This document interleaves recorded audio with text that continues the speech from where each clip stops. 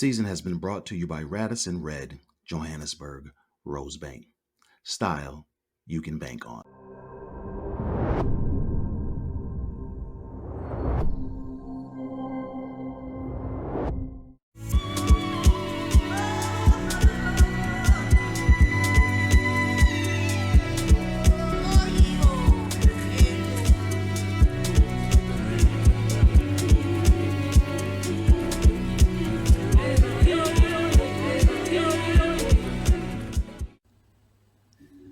Great day, everyone. Ed Dudley coming from Durham, North Carolina in the United States, and welcome to the Ubuntu Connected podcast.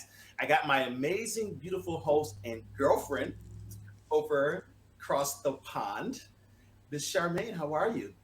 I'm great, Ed. Thank you for asking. I'm so glad to be here. It's good to see you. It's good to see you too. I'm excited Now I know about it's. Yeah, go ahead. I'm excited about today's session because I'm going to Yeah. be in the company of two great men. Oh, you're so sweet. Not sweet, Flattery gets just you honest. everywhere. Not flattery, Oh, honesty, actually. yeah. So we're excited to have our next guest coming from South Africa. We're actually going to bring him in right now. Um, hey, Craig, how you doing today? Hey, Ed, very good. Thank you very much. Thank you for Yourself. joining us. Hey, How's Charmaine. it, Craig? Hey, hi there. How you doing? Fantastic. Very good to be on the show. Well, Oh, thank you for joining thank, us. thank you for accepting. I was just mentioning how incredibly blessed I feel having two incredible men in the Ubuntu house today and the reason I think you're incredible is not because you're a TEDx speaker or you're an author. You're just an amazing human being doing so much great work for our community and South Africa, and that speaks volumes. But besides you, Mr. Shine a Light in Darkness also runs an NPC where he does incredible work in the USA. So Wonderful. blessed to be in your Wonderful. company. You say all the right things, Charmaine. I Always. say, I say the honest things. I would not be in your company if I didn't believe in you. Well, Craig, Charmaine teed it up a little bit. This is normally where people would read somebody's bio and share all the good things and amazing things they've done. But I'd rather you just talk to us. Tell us a little bit about you, what you're doing, and how you got where you are. Fantastic. Thanks, Ed, man. Appreciate the airtime. Yeah, I mean, I was a single dad for many, many years. Raised two kids. My son now, he's 28 years old, which ages me somewhat. My daughter's 25. But, just growing up as a single dad, it taught me so much, inspired me so much. There's stories I could tell about early childhood with my kids and just how they inspired me so much to be the best man I could possibly be. Kids need us. Boys need their fathers. Girls need their fathers just as much as they need their mothers. And you realize that not only do you need to be there, but you need to be the best possible man you need to be. I often say to guys, be the man that you want your son to become. Be the man you want your daughter to marry one day. And for me, that was the greatest inspiration in life. So just being a single dad and seeing the impact that fathers have and being in a country where fatherlessness is huge. We have probably the most unfathered nation in the world. And mostly in part because of our vicious and destructive past, but it's a huge issue. So I really became inspired to teach men how to be a good father. When my son turned 18, he wrote me a letter, and the letter said, to this day, it's the greatest gift I've ever received in my life. He said, Dear Dad, I just wanted to write you a letter to thank you for being my best friend, my brother, but most of all and most importantly, my dad. And tears just poured down my cheeks. I couldn't read the letter. It took about 10 attempts to get through it. But that inspired me to write a book on fatherhood. And then, being a father is really all about being a man. We can only, our greatest fathering tool is ourselves as a man. And I began to realize, it's a parallel journey.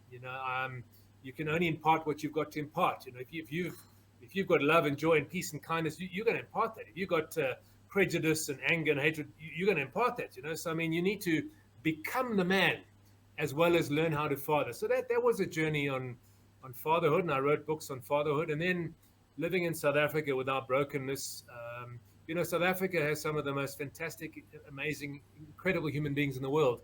We also have some of the most broken human beings. So we have the society of beauty and and potential, but also brokenness and destruction. And so gender-based violence is a huge issue in our country. And I began to examine and look deeply into why do men abuse? Because Ed, I mean, you'll agree, no boy is born an abuser. No one comes out of his mother's womb with his DNA wired to be an abuser, a racist, a misogynist. I mean, this stuff is learned. Something goes wrong on the journey from boy to man. And so I wrote a booklet about why men abuse. Not excuses. Reasons are not excuses, but why do men do this? What goes wrong in the journey? And then and how do we fix it? What are the actions we need to take? And then went on to write a booklet called The Six Pack of Masculine Virtues, because there's so much confusion about masculinity in the world today, and particularly boys who grow up without a father, they don't know what it means to be a man. They've got confused notions. On the one hand, you've got the macho notion, which is the domineering, never can be wrong, have to always be right man, the misconception of the macho man being the man. And on the other hand, you've got the passive man, the guy who's confused, can't make a decision, can't lead, and both of those are not masculinity. So I wrote a book called The Six Pack of Masculine Virtues, and then started a non-profit organization called Father a Nation, which deals with, we can refather our nation. If we can restore men to be good fathers, mentors, role models, good men, we can heal the world, man. We can absolutely heal the world. So that, in a nutshell, is the background. That's a lot to unpack. But that's amazing, right? So I just wasn't talking. I was just being authentic and honest. The man's real. Craig, I would love for you to just talk us through what it is to actually be a good man. Right. It's such I feel so passionately about that, because I deal with so many brothers and men in South Africa who are struggling from a demonization of masculinity, either a confusion about what it means or a demonization. We've got a thing in South Africa, Ed, I don't know if you had that in the US, there's a hashtag men are trash. Hashtag men are trash. And you've got this concept of toxic masculinity. And so there's a lot of shade being thrown at men. And, a lot of boys are growing up feeling like men are bad, I'm a man, therefore I'm bad, and it's just such a tragedy. So, Charmaine, to answer your question, we've got to start from the standpoint that true masculinity is a beautiful, powerful, wonderful gift to humanity, just as true femininity is. Right. Men and women co-create the world. We exist today because a man and a woman got together in a creative dance, one way of putting it, and they made us, and the world continues to operate beautifully when men and women co-create in a beautiful dance, And so, in a nutshell, I mean, I wrote a book about the six virtues. I won't bore you with all of them, but the first one is a good man uses his strength for good. Yeah. Whatever strength he has. It's not how much strength he has that makes him a man. It's what he does with his strength. So he doesn't fail to use his strength. We saw the beautiful quote, all it takes for evil to prevail is for good men to do nothing. So good men are never passive. Masculinity is not passive. It's so we can fail to use our strength. We can misuse our strength to dominate, abuse, never be wrong.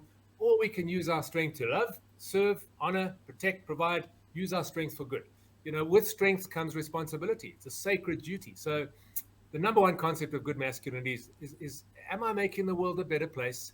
Is my wife a better person because I'm in her life? Is my country a better country because I'm in it?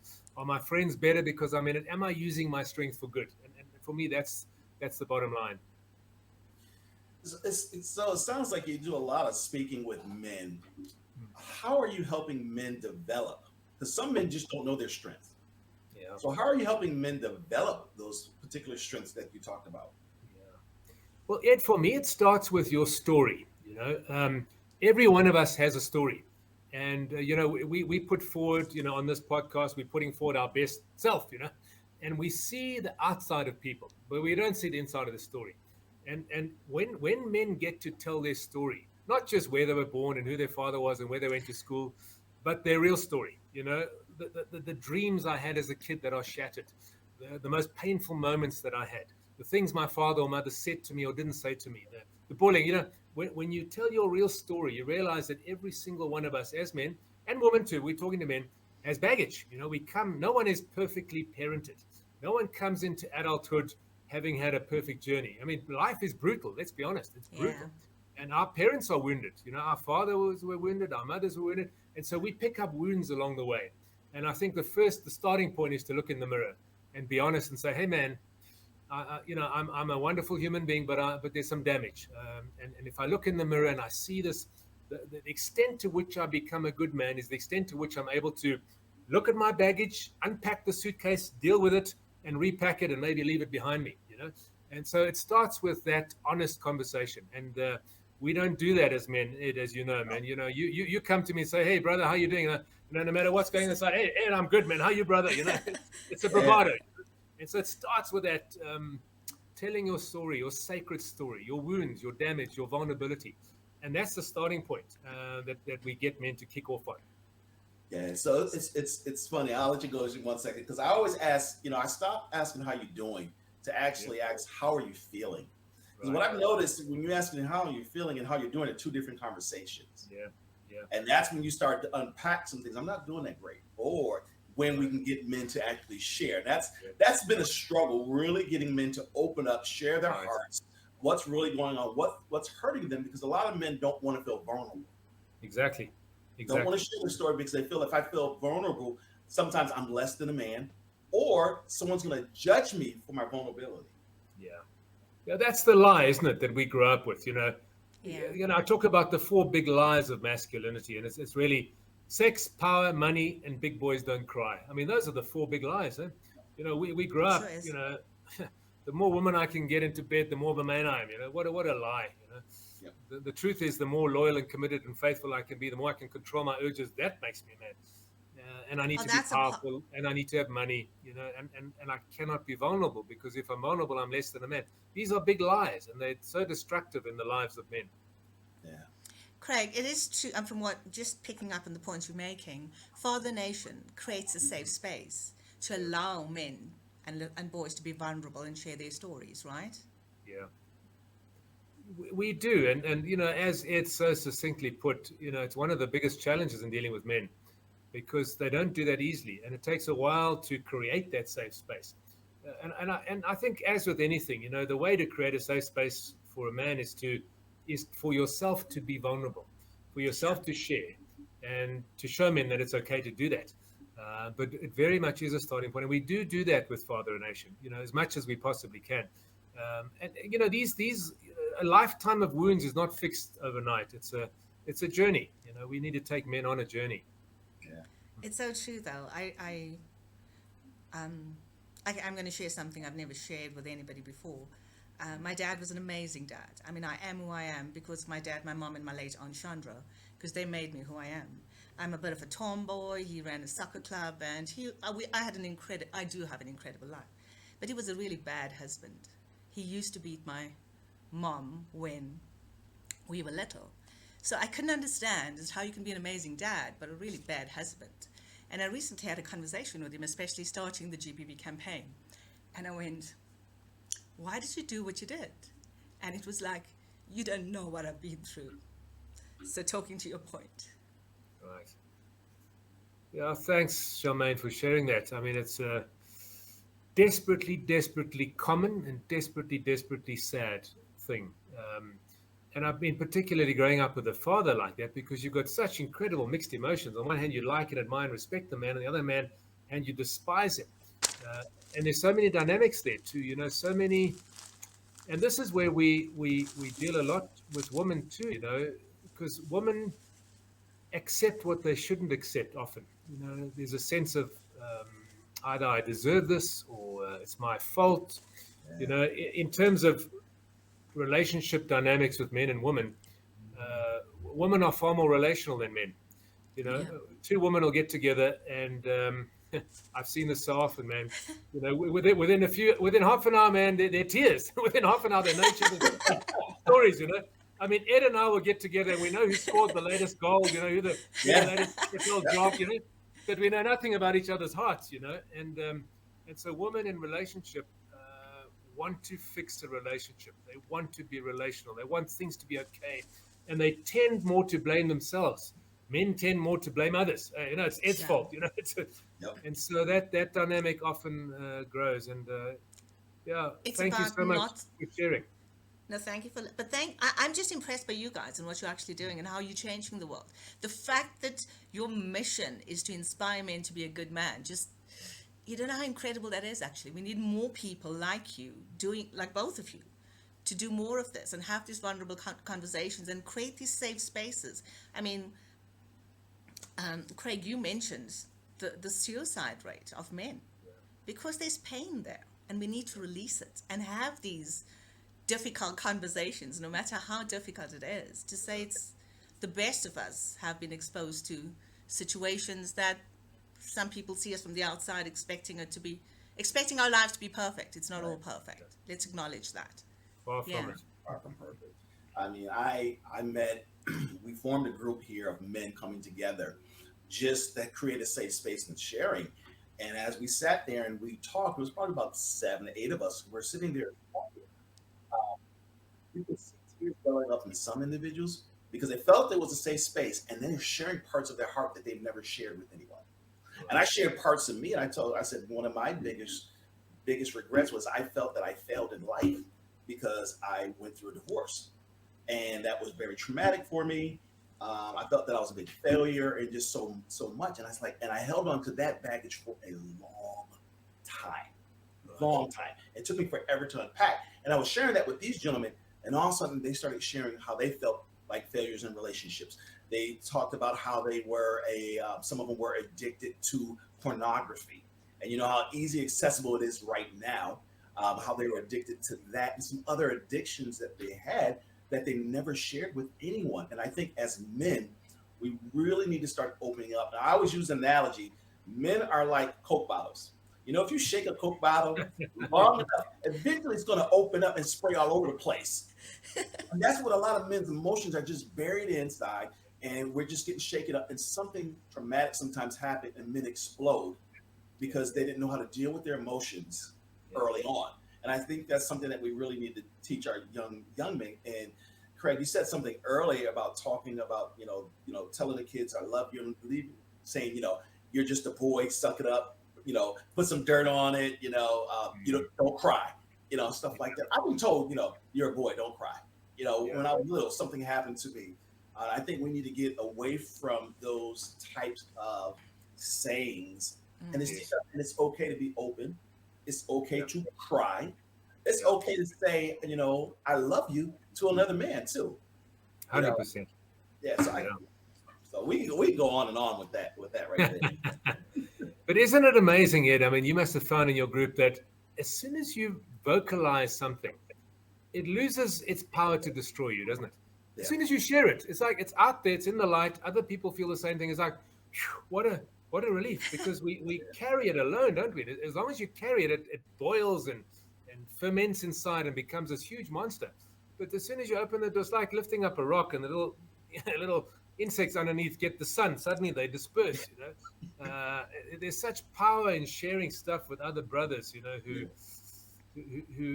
you realize are going through the same stuff, and it's okay that they're going through the same stuff. Yeah. But the other thing to say to that, Ed and Charmaine, is that like femininity and womanhood, masculinity is multifaceted, man. I think what's happened lately is we've tried to feminize men, and part of that's very good because more feminine qualities means that you're vulnerable and you're okay with that. Mm-hmm. But that's not all. We need to still have warriors.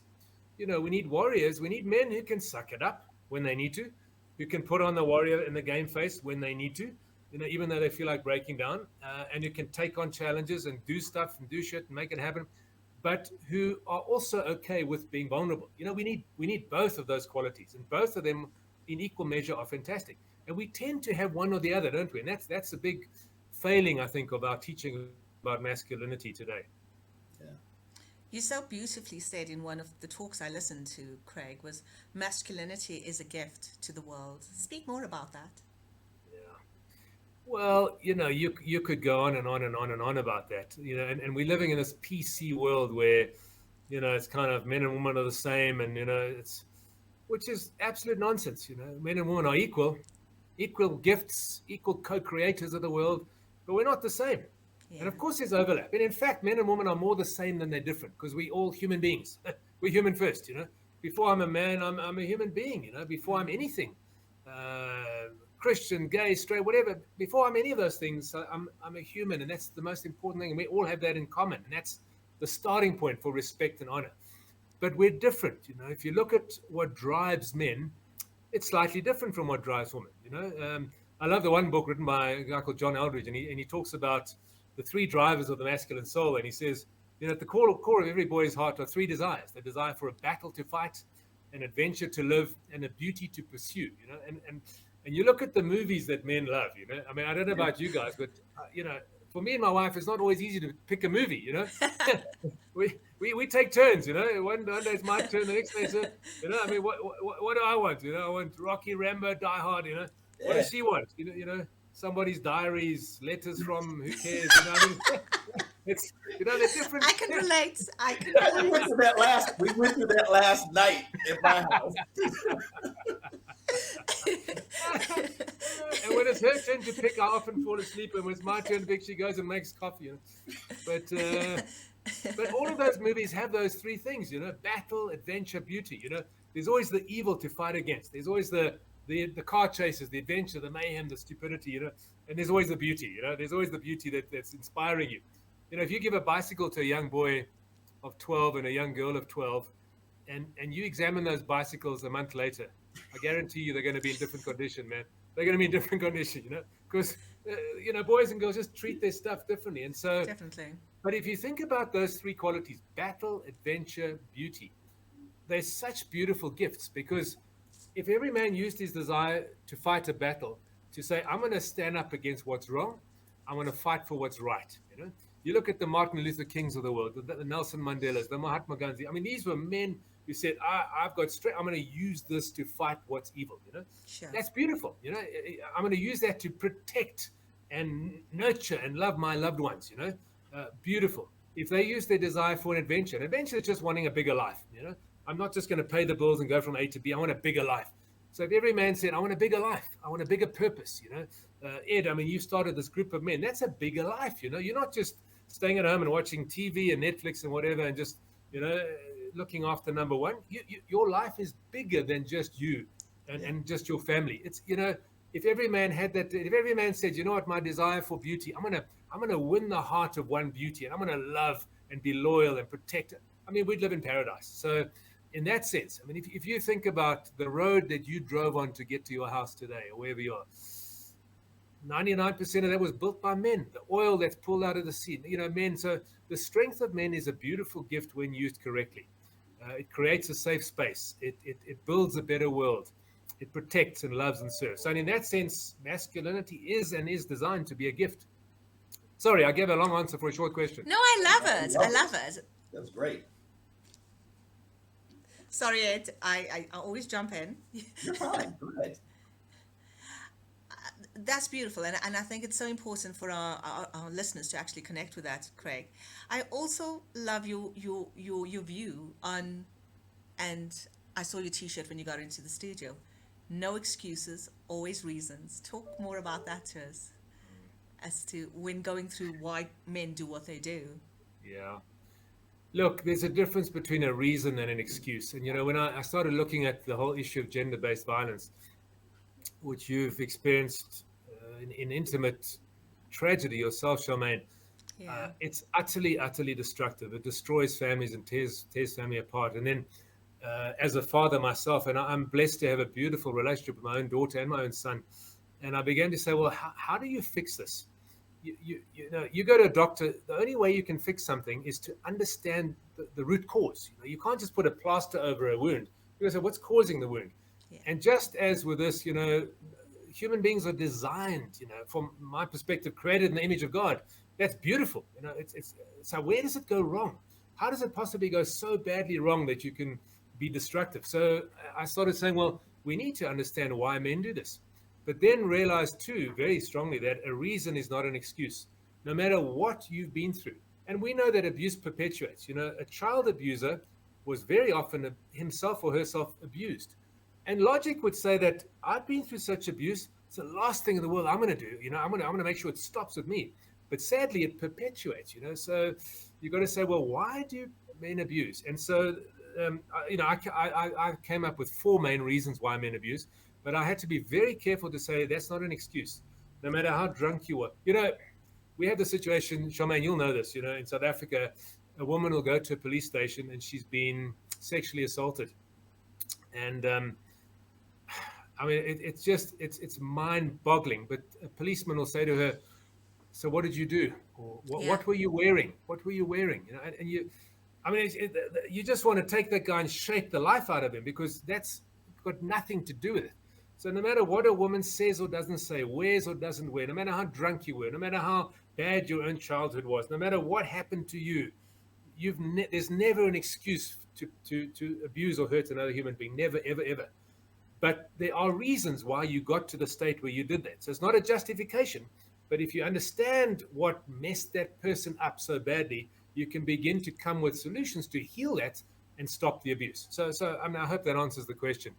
It does Reasons versus actually. abuse. Yeah. And I think it's all in addition to that, Craig and Ed, I think it's important for people to understand whatever happened to them as a kid, it wasn't Yeah. their fault. No. And if they can actually just release that pain and accept that it wasn't their fault Yeah. and allow for love for self to consume Yeah. themselves, it's very easy. And as you pointed out at the beginning of the conversation, you can only give what you have, right? If you have love to give, you're going to give love to the world. If you have hate to Yeah. give, you're going to give hate to the world. So the 100%. self acknowledgement and self acceptance, in Yeah. addition to everything else, is what's required in every single person that live on this earth, actually. Yes. Very much so.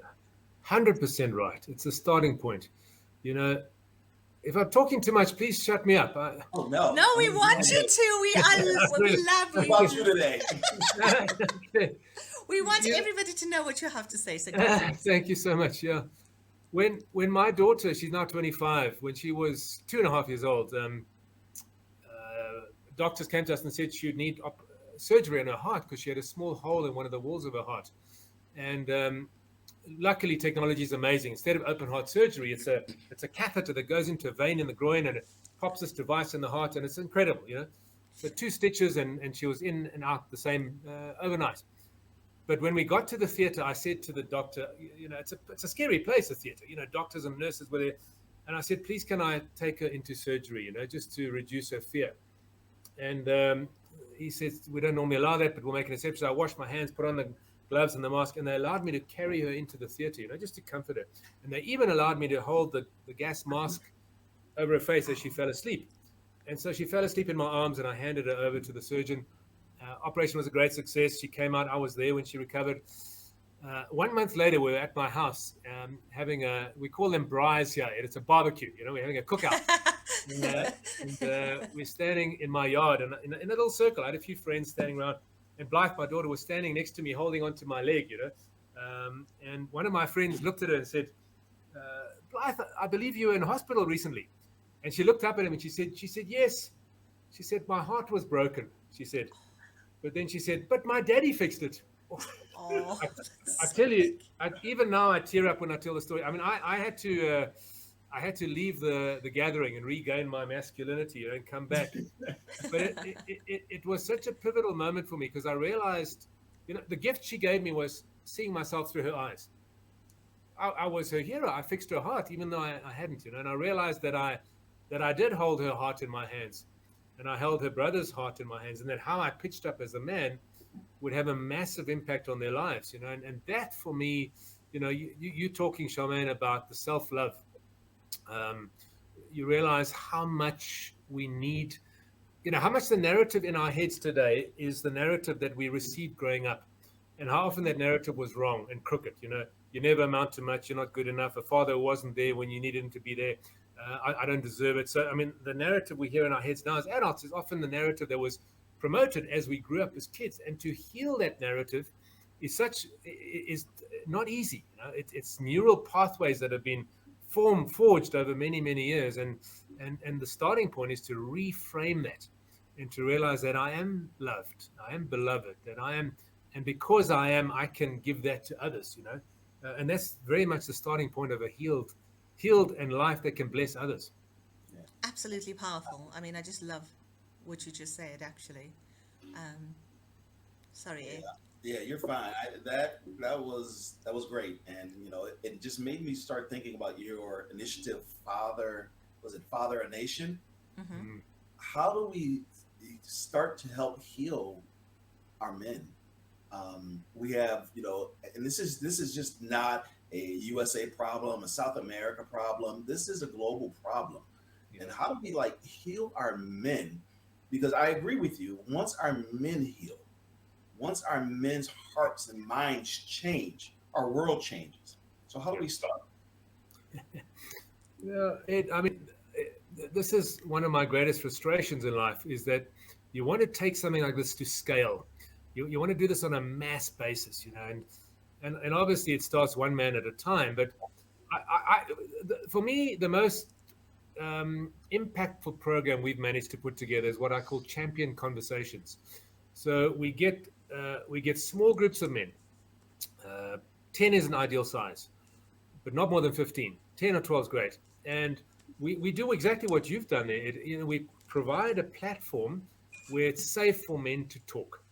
It's safe for them to share. And it needs to be facilitated well, because you need a facilitator who can create a container whereby men feel safe. And it often needs to start with him being vulnerable himself to set the tone. So you create a platform where it's safe to talk. And we get men to tell their stories, and I say to the guys, this is a sacred space. This is a place where we almost need to take our shoes off and tread on holy ground, because every man's story is sacred and beautiful and admirable and noble and courageous. I mean, because it is, they've been through stuff that only they know.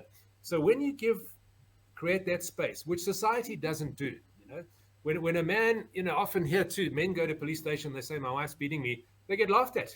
Yeah. Yeah, they get laughed at. I mean, so you say, hey brother, how you doing? And I tell you, man, I'm really struggling. A lot of guys walk away. They don't want weak men, So you got to create that space where it's okay. And in fact, put out the message that vulnerability is strength. It's much easier for me to say to you, Ed, hey, I'm strong, brother, than to say, brother, I'm really struggling. It's much easier. It's hard to admit. So anyway, so we create a platform for men to speak openly and honestly. And often it's the first time they've ever done that. And secondly, that platform is a platform where we teach men the truth about masculinity. So, one of the lies about masculinity is big boys don't cry. It's a lie. You say the truth is big boys have the balls to cry because it's not easy to cry. It's not. If you cry, you're showing courage, man. The lie we get is, the more women you have, the more of a man you are. What an absolute lie. The truth is, a man who can resist temptation and say, I'm committed to one person. Someone else comes along and tempts me. I'm going to, as much as I desire that person, the answer is no, because that's true strength. True strength. Yes. That's strength, man. That is strength. Discipline. I love, someone said, sometimes the poorest man leaves behind the richest legacy. Isn't that beautiful? Because it's not what you leave for somebody, it's what you leave in someone that counts. So you teach, you dispel the lies, and by creating a platform for men to be vulnerable and still know that they're strong. And number two, teach the truth about masculinity and not the lies. For me, that's how we're going to heal. And I think too, for me, fatherhood is such a crucial thing. Young boys look to older men to teach them what it means to be a man. And the first man they look to is their biological father. And if the father's absent, it's a major problem. Who do they look to? They look to a rap star. I mean, you look at some of the videos that these guys put out. I mean, it's everything toxic about masculinity. Money, chicks, cars, woman. It's toughness. It's all. I mean, it's a total wrong picture. So if we can restore fathers, and I think a lot of our policies, I'm more familiar with South Africa. But here we reward single motherhood. Here we offer abortion on demand for mothers, but we don't do anything to hold the dude accountable for the fact that he impregnated a woman. So if we had to have policies and systems where we, hold men responsible. You can't just wham bang and leave. And no, you've created a life. Now, what are you going to do about that? You can't just, win a woman and get into bed and think that you're a man. No. Making a promise to a woman physically means making a promise to her emotionally and spiritually, So anyway, I mean, these are some of the things we need to do, with men to begin to fix this issue. Love Sorry, it. once again, a long answer to a simple No, question. no, no, No, no. we want to hear it. I mean, like I often say, I mean, having been involved in policy writing and things of that sort, and also legislation, we can have all of that, Craig. Yeah, We can have all Yeah, the policies, but if people are not implementing it and people are not yeah, complying with it, then it's a 100%, futile exercise. What I do 100%. love about this particular conversation is the fact that we need more men like yourselves to be able to spread out the word, and also demonstrate it's okay to be vulnerable. It's like when I look at my dad, I mean, he was always strong. And we do Yeah, our dads. I mean, my dad is a hero, but he's also not a hero, if that makes sense. yeah, When it comes to my mom, definitely he's a better husband now, but he wasn't when he was a kid. I mean, I had to have conversations with him as a kid. It was a very uncomfortable conversation, which but I you needed should to never do have to it. do as a kid. Never ever. Yes, I'd never have to do it. Um, so the point we need to go like, what you do as a father, everybody, your kids are watching, even the not even your biological kids, kids around you. So if that's the message we can actually spread out, and I know you do that beautifully, Craig, as well as Ed, we will have the impact we're wishing to have in this world. And we're not here just to father our kids or mother our kids. We're here for the nation and the world. And Yeah, if we can just give that love and understanding and passion and compassion, it yeah, will become a better world. Maybe not in our lifetime, but hey, we can actually start the journey and make that yeah. positive yeah. energy flow in. Yeah. Oh, this has been incredible. Craig, tell me more. I'm so in awe with all the things that you actually do. Tell Ed about it. I know about it. And the listeners. Yeah. Well, I mean, I'd love to hear what Ed does too. I mean, your groups of men, that's fantastic work, man. I mean, and that's the ripple in the pond, isn't it? It Yeah. starts with that small group, and that ripples out because that man will go home and he'll be a better husband and a better father and a better citizen and a better co-worker and colleague, and that spreads. I think the message that I often say to men, and it initially shocks women. I say to men, one of the things that you need to be is you need to be dangerous.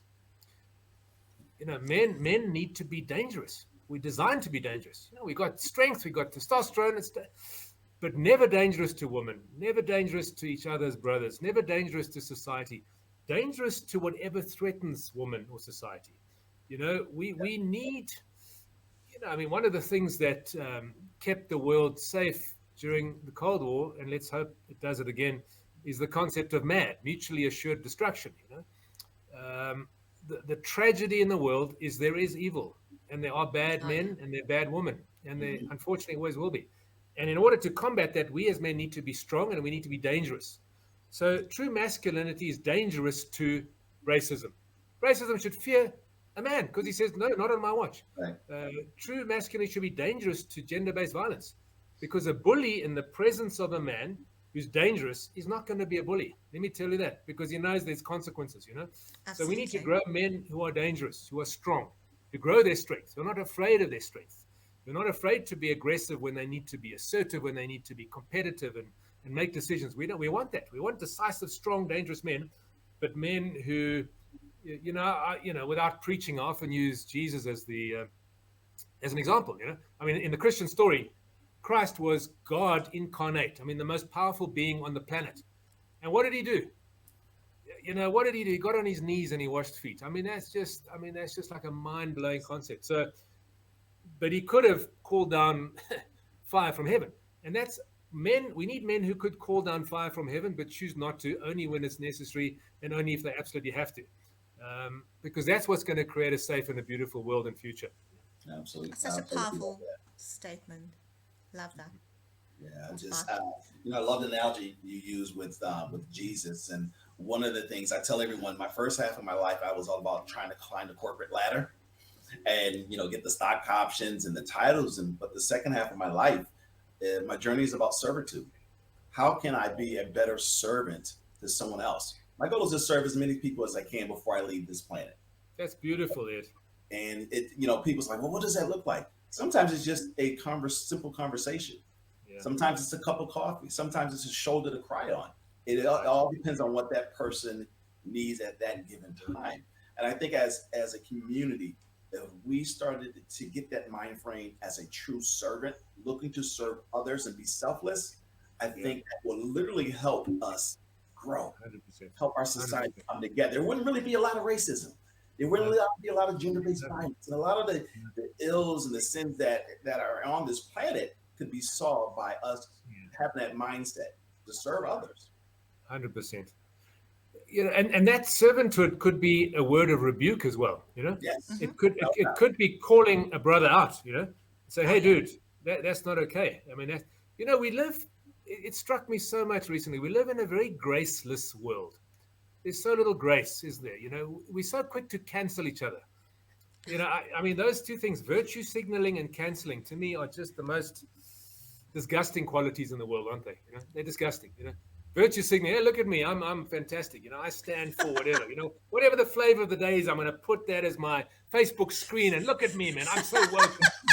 I mean, I say to people, if you need to tell the world that you're righteous, man, you're not. You're Oh, not. I'm with You you. filthy dirty rag. Amen to Hey, that, Craig. exactly.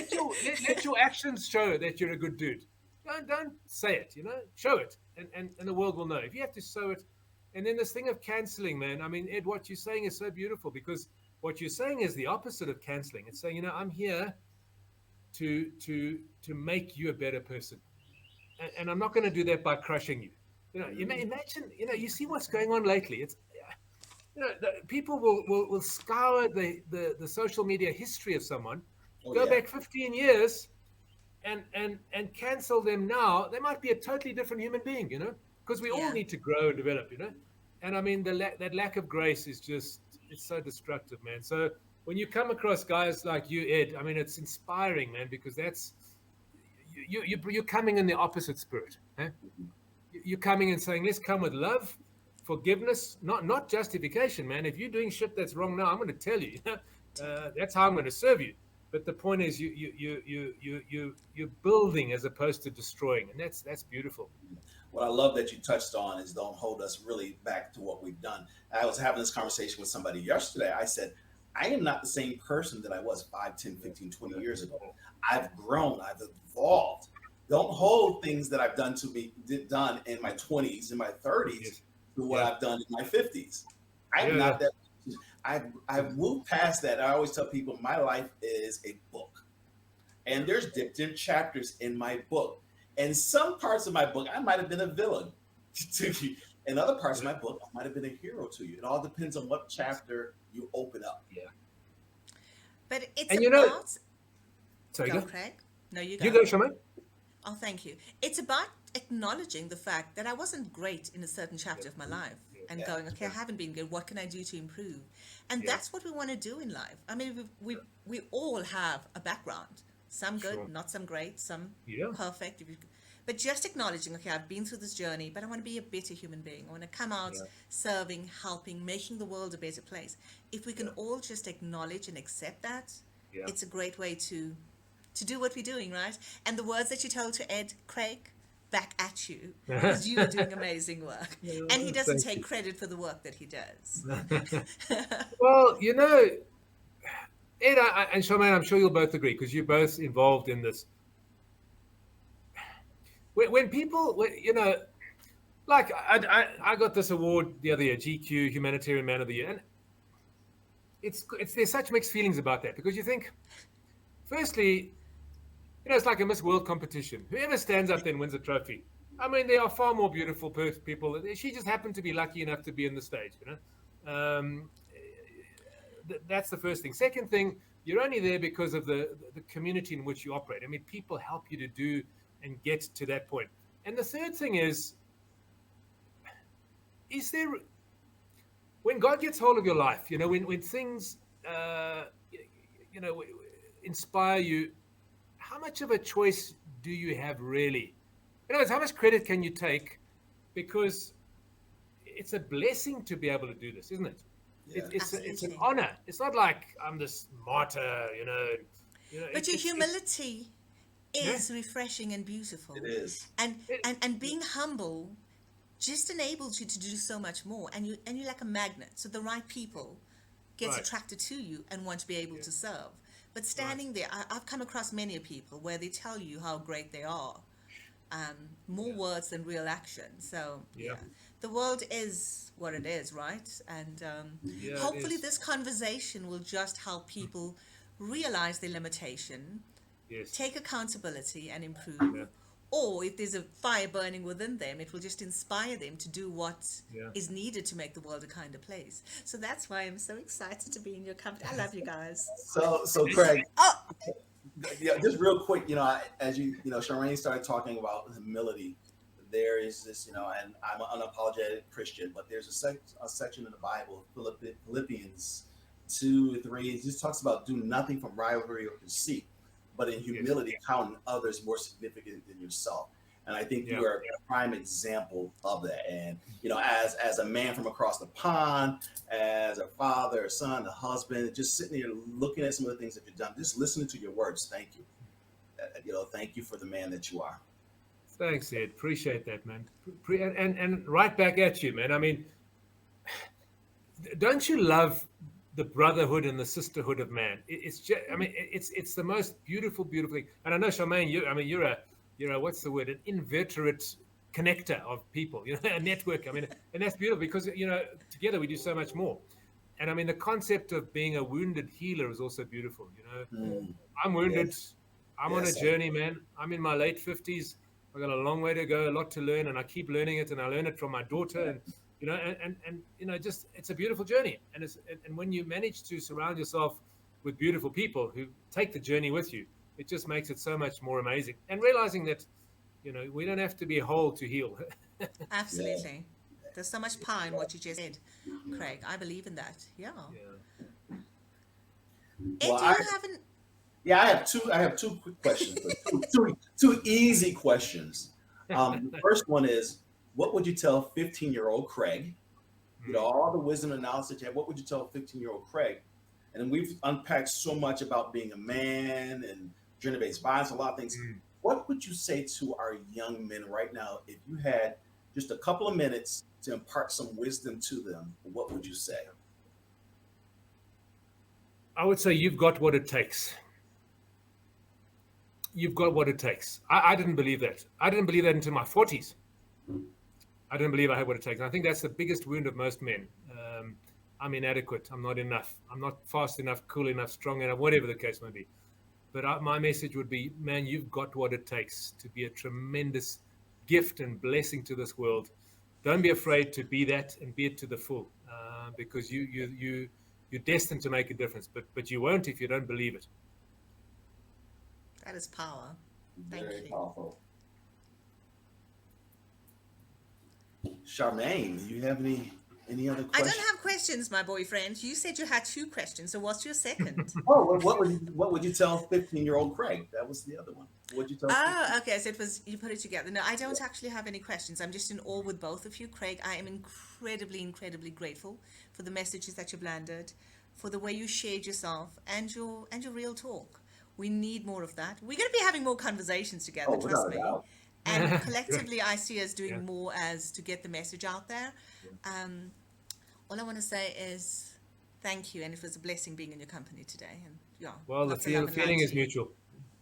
It really, Thank it you. really was. Thank you for just unpacking so much. And I had my pen here, and I've been writing notes the whole time, and I got a bunch of Craig quotes, so you'll see them popping, all over the place. But we really appreciate you. We value you. Thank you. Continue to do the work that you're doing. Charmaine, I know has told you before. I'll tell you the same thing. Any way that we can support you or assist you in anything that you're doing, please don't hesitate to let us know. Thank you so much, the two of you. It's been an absolute pleasure. And as you said, we could talk for hours. It's Yeah, we really could. So, any last words of wisdom for anyone that's tuning in from yourself, Craig? I think you've asked me all that I have to say here. Yeah. Look. I mean, look. The message for me, the message I've been really passionately pushing, and I've alluded to earlier, is we're living in such a polarized world, and it's so tragic. As a South African, we look across the pond and see what's happening in America. It's so divisive, isn't it? It's so divisive. You're either in this box or that box, and if you're in that box, you're subhuman. And and South Africa, we come from a history of apartheid and division, and I think the message that we're human first is so crucially Oh, important. Yeah. Before I'm a Republican or a Democrat or a Green Party or anything, I'm a human being, man, and so are you. And what happened to the saying that said, what, I hate what you're saying, but I'll defend with my life your right to say it. What happened to that? What happened to free speech? What happened to the sense of, let's agree to disagree, but I still honor you and love you and nurture you as a human being? We got to get back to that, man. We got to get we back have to to that. make that cool Humanity, again, right? Yeah. make it That cool has again. to be the We're next human. cool. We're We have human and to. we're cool and we're beautiful, man. And we have the potential to be Picassos and Martin Luther Kings and artists. It's in all of us. And let's honor that in each of us. I think that's what we need to do. I so agree. So, on behalf of Shemaine and I, once again, thank you to everyone that's tuning in. Thank you for tuning in. Some pearls of wisdom from Mr. Craig Wilkinson out of South Africa. We thank you for joining us. Until next time, we love you. Light, peace, all the best. Cheers.